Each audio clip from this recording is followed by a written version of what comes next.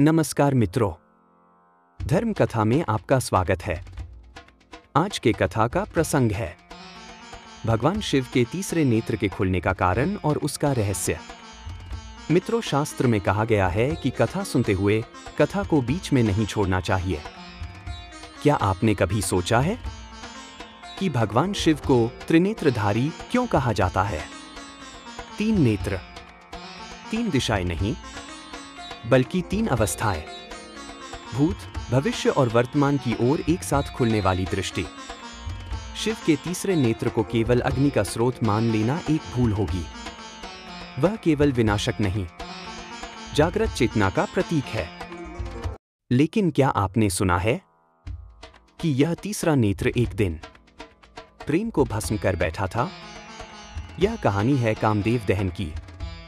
जब शिव तपस्या में लीन थे, संसार भय और असुरों के आतंक से कांप रहा था। तारकासुर के आतंक से देवलोक में त्राही त्राही मची हुई थी।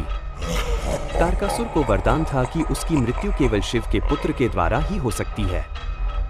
देवताओं को एकमात्र उपाय दिखा, शिव और पार्वती का विवाह।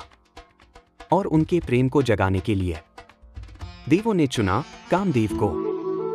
कामदेव प्रेम का देवता, मनोहर सुगंधित वायु से चलता, हाथ में फूलों से बना धनुष और पुष्पबाण। कामदेव ने माया फैलाई, मानो सारी प्रकृति काम वासना से उन्मुक्त हो गई। वह पहुंचा शिव की तपोभूमि पर। जैसे ही उसने फूलों का बाण चलाया, शिव की समाधि भंग हो गई। लेकिन शिव की आंखें खुली। लेकिन केवल दो नहीं, उनका तीसरा नेत्र ललाट से प्रकट हुआ। और उसी क्षण उसने कामदेव को अग्नि में भस्म कर दिया। कामदेव, जो प्रेम का देवता था, शिव के त्रिनेत्र की ज्ञानाग्नि में जलकर राख हो गया। यह केवल क्रोध नहीं था, यह संकेत था कि जिस प्रेम में वासना हो, जो प्रेम आत्मा से नहीं इंद्रियों से जुड़ा हो, वो शिव के लिए अयोग्य है।